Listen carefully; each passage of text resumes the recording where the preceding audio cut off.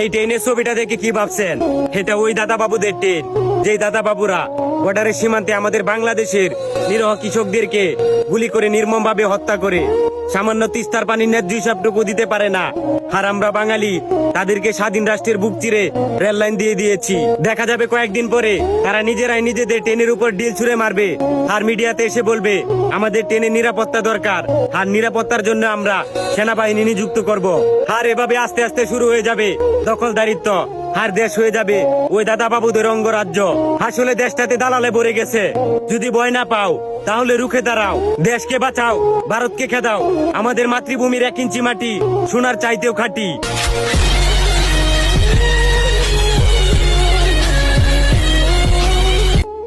যেই দেশে ধর্ষকের পক্ষে উকিল পাওয়া যায় ওই দেশে পইরা লেখা জজ হয়ে কোনো লাভ নেই।